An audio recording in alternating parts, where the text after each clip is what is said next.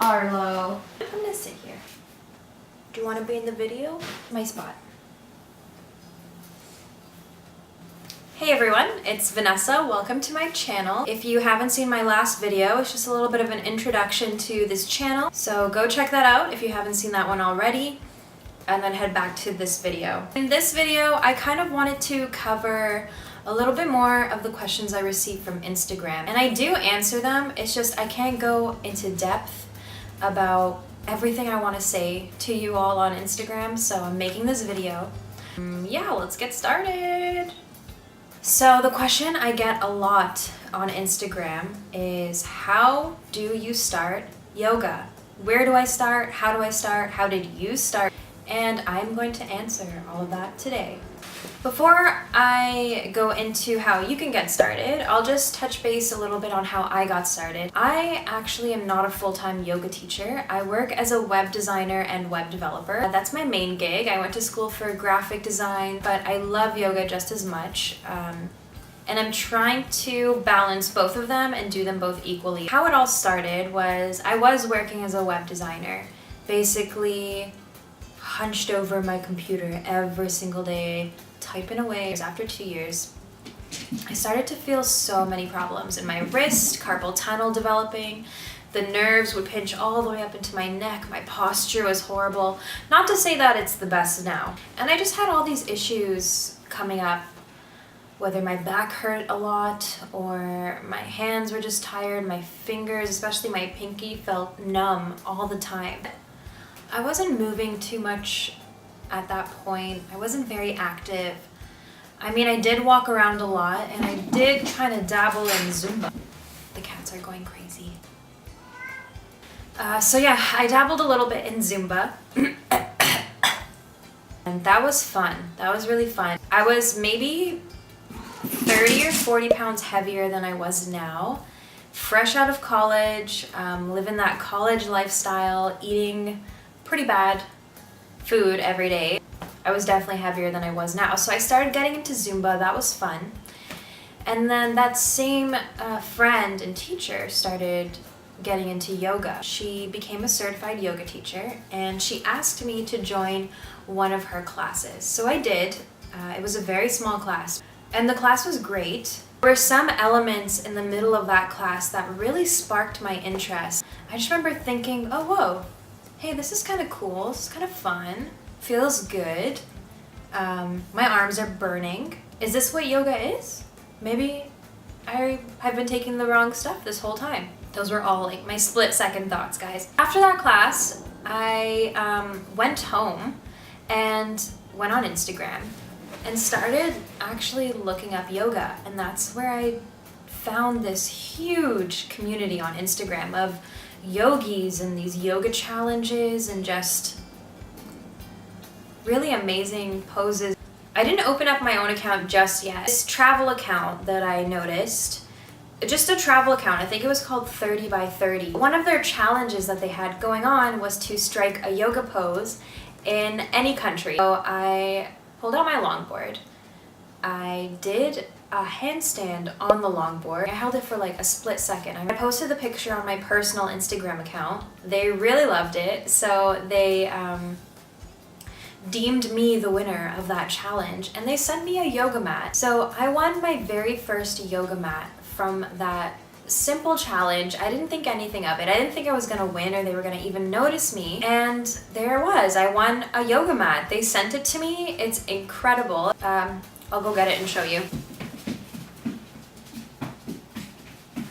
Here it is. My very first prize off of Instagram, and such good memories. I remember I laid it out and I tried to do what I learned in that first class I took with my friend. And also I saw some poses that I really liked on Instagram and started doing that as well. Okay, this is the point where my camera stopped recording. And I blabbed and blabbed and blabbed on for 30 minutes. And that's all gone. So I'm gonna try and do my best to recap it all. I don't even know what I was talking about. Oh, I'm sorry guys. And that's where I started joining a bunch of yoga challenges. I'd see a pose and try and do it, but not right away. I knew that there was a bunch of prep poses I could do for that pose.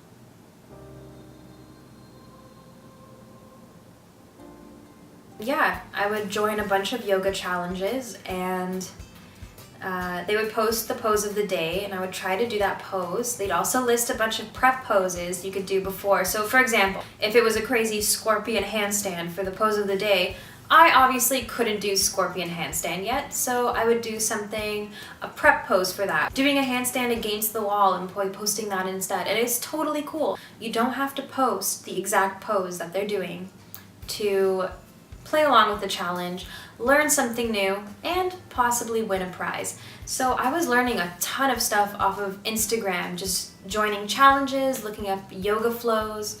I know it's hard to look at some of these accounts and say, whoa, I'm never gonna get there, or whoa, they can do so many handstands. We have to kind of take a step back and say, I appreciate that that person can do all that stuff. They have an incredible practice, and I admire them.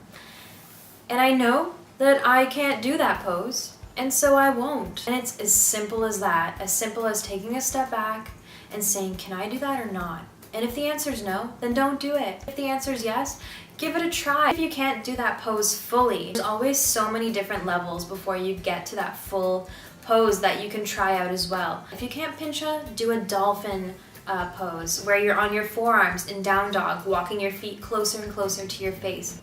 You actually learn so many things from that dolphin pose that'll eventually get you to that forearm stand. It's all about taking that step back and understanding what you can and can't do. Letting go of the ego and saying, this is where I am right now in my practice. After that, I would look up more YouTube videos, things like sun salutations with Kino yoga, yoga with Adriene, or just other general yoga videos. I'll link those down below because there are some really good ones when you're just getting started with your practice. I would, do my sun salutations, and then I would go on Instagram, join a challenge, do that yoga pose for the challenge, and I learned so much, and I felt stronger already every single day. You might feel super sore the next day, but it's all about persistence. So just trying every day or every other day again. Even if that's not your mindset at first, trust me, with your yoga practice, you'll figure it all out. I was doing, my sun salutations at home, warm up, joining Instagram, yoga challenges. I opened up my own account at this point so that I could post more challenges. I think I won another thing off of a yoga Instagram challenge. And that's when that friend who was a Zumba instructor and yoga teacher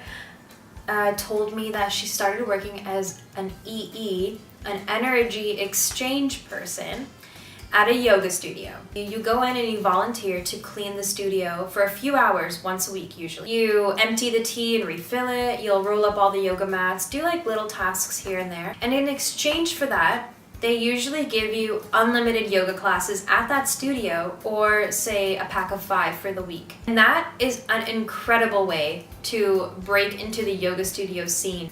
Yoga memberships are expensive. I remember it was pretty pricey for me at the time, and so that's why this energy exchange program was just like, this is just what I need to finally take my practice from home into the studio. And it had been about 3 or 4 months of just practicing at home. I was kind of ready to take it to the class level. I cleaned up the studio for a few hours, and then I took my first yoga class, and it was hard. I don't remember the style. I believe it was maybe like a core level 1 or a vinyasa level 1 class. It was so hard for me. Everyone was doing so much better. I remember I wasn't doing as good as everyone else in the class, but I still tried my best, and it was totally different than my practice at home. Having to actually do what the instructor is saying and not being able to walk away from my yoga mat to play with my cats or something silly like that, or having just these distractions, It really taught me to just be in the present moment right there and not focus on the future or anything else or all these little tasks that are. It was my first ever yoga class. It's gonna be hard. But I remember leaving the class feeling like jello. My arms were shaking and I had to hold the tea down the stairs to refill it. And I'm like, don't drop the tea, don't drop the tea. I also felt a sense of happiness. I was so proud of myself for taking that class, and I just remember thinking, I can't wait to take another class and try something else. I would go there every week and I would do a class before or after my shift. So I was still practicing at home a lot, but finally breaking into the yoga studio zone and taking one class a week. That process might be faster or even longer for you. It's all part of the journey, right? It's all part of the process. You just can't rush how you feel about going to a studio. So listen to your body, listen to how you feel, and whether you're ready to take it to a studio. I know a lot of gyms, if you have a gym membership already, they offer yoga classes.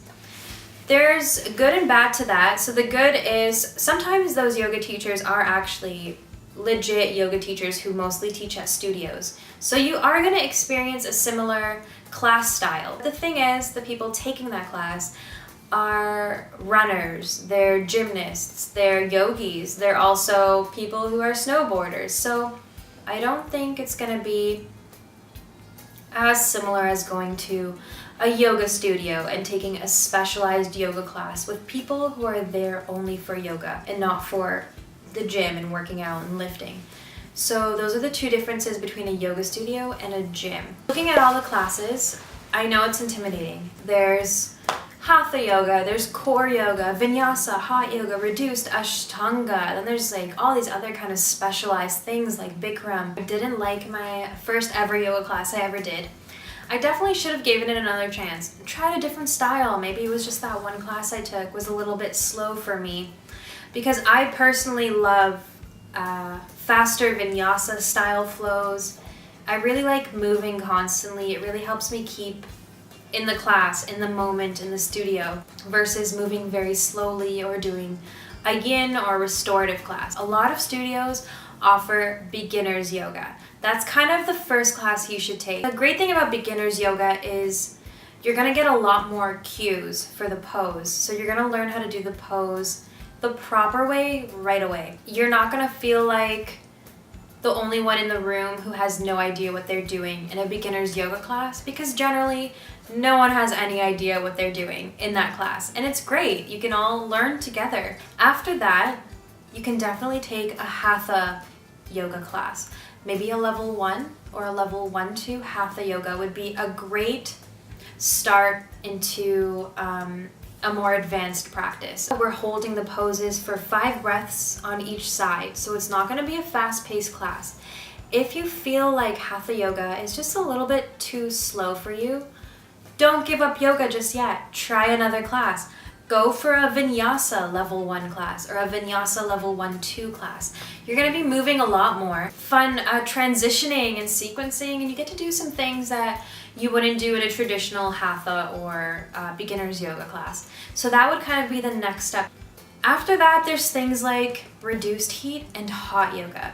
I would not suggest for you to take a hot yoga class if you are just starting out. That class is intense. You're taking a general vinyasa class and you're putting it in a hot room. Depending on the studio you go to, some are hotter than the others, but generally it's between 32 degrees to 40 degrees Celsius. If you've done all those other classes and you're ready to take your practice to the next level and you want to try hot yoga, see if there's a reduced heat yoga class instead, because the temperature is just slightly higher than a regular class to introduce yourself to the heated rooms versus just going straight into hot yoga and almost dying in your class. Really hard to breathe.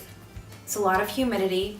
You basically are sweating right away, and some people like hot yoga for that reason. Like me, for example, I do like hot yoga. I generally go for the reduced heat classes, and I like hot yoga because I find it hard to sweat. Unless I take a level 2 class, I'm not going to be sweating that much. So hot yoga is great because it's got that detoxifying effect. You just sweat right away. It gives you that feeling that the muscles are warmed up right away and you can do a little bit more. That's great, especially if you're not so flexible. You can go into a reduced heat or hot yoga and kind of feel a little bit more warmed up right away. It's also kind of bad because you're popping into all these poses thinking you're warmed up just because your body's hot from the room. Now all of a sudden you're popping into pigeon and you're like, whoa, look at me, I'm in pigeon pose. I can't do this pose normally. I love this hot room. And then you leave the hot room and your hamstrings are like, ah! Generally that's what I feel like happens with hot yoga, and thinking that you're gaining a lot more flexibility when really the second you leave that room, your hamstrings are just gonna shrivel back up and tighten up. So it's always good to start with those non-heated classes first. But I can totally understand why some people only take hot yoga classes. And that's for them, because they probably took all those styles I've listed before and they decided hot yoga is what is best for them. So that's the different kinds of yoga that you can take. Picking a studio, do your research online, see what's great for you in your area. Maybe you want something closer to work or to home. Maybe you're looking for a more traditional studio, or maybe you're looking for a more modern studio. See what studio is best for you before you invest in that pass. Or do what I did, do the energy exchange program where you can volunteer for the studio and get free classes. Generally, if the studio is really far away, you're not gonna wanna go there to practice as often. If all the yoga studios are really far away from your home, again, there's a ton of online videos you can use. I always wake up and start my day with 5 sun salutations, 5 to 10 sun salutations, gets the body going right away. You can also make it a meditative thing where you're clearing your mind. It's the same thing over and over again with sun salutations, that you're able to just focus on your breath. That's what I do every single morning to warm up, and it feels great even if I'm not doing yoga for the day, just even if I'm walking around. Kino Yoga posts a lot of videos on her channel that you can check out and you can flow with her. And I used to just watch those 2 channels and videos all the time and try and do my practice at home. There's also a ton of online memberships you can invest in. So things like Aloe Moves, it's like a new subscription-based yoga platform where a bunch of teachers from Instagram and from around the world post incredible yoga flows online. There's just a ton of content out there for you to choose from if a yoga studio is too far away.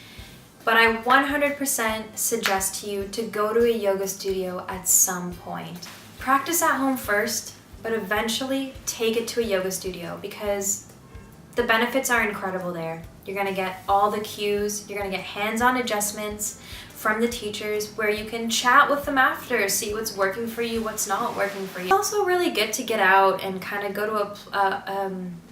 to a space where other yogis are going to practice as well. From there, yoga has so many benefits for your life. For me, even though it started out as purely physical at first, and that's okay, yoga can just be purely physical for you. Even though it started out as just that for me, going to more classes, learning more about the breath, how to actually clear my mind, stay in the present moment, simple things like that has impacted my life greatly. I feel less stressed out. I feel like my anxiety has been a little bit more under control. It really helps you zen out and just take a step back in life and look at everything in a different way. Whether you have a more open mind about things in the world or you're just generally nicer to people. Yoga started out as just wanting to be stronger and more flexible, and that's completely okay. But just through going to classes, learning more about what I like with my yoga practice, practicing at home, things like that,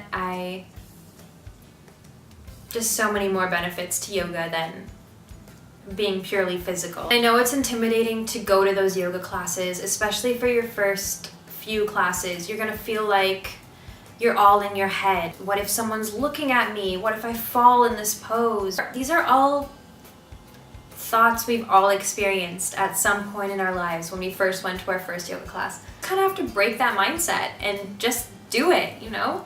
If you fart in class, you fart in class. Trust me, you're not gonna be the first one ever. No one cares because everyone is all in their head. Everyone's on their mat, it's their zone, their practice, and they're probably thinking the same things you're thinking. You're still kind of nervous. Set your mat up at the back of the room or beside the door. Then you can leave at any point. Or if you're in the back of the room, no one's gonna be looking at you. Most yoga studios and classes all follow a similar structure. You're gonna go to the studio, try and be 15 minutes earlier than the class. Usually you can book the class online, but a lot of places you can also just walk in. I suggest for you to look online, see how to sign up for a class before, because if it fills up and you go to the class, then you have to take another class or leave. If you sign up online, you're generally going to commit to actually going to the class. So you'll go to the studio, you'll give them your name or your key tag, and you'll check in. From there, they'll guide you to the change room, or you can show up already changed.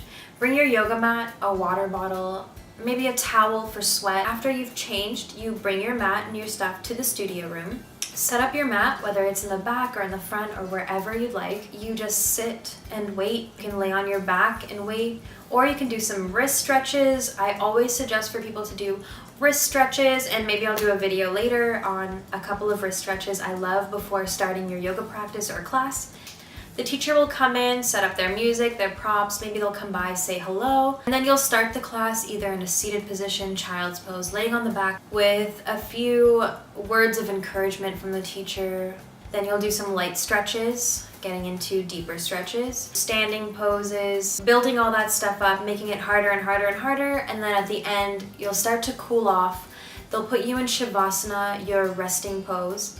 Maybe they'll say a few more things. We'll have 3 to 5 minutes at the end of class for Shavasana, just to feel the benefits of that practice, give your body a cool down, a legitimate cool down. Shavasana is super important. Don't skip your Shavasana and leave.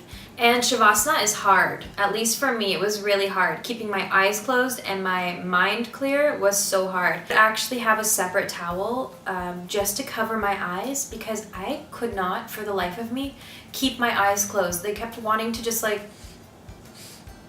flutter open.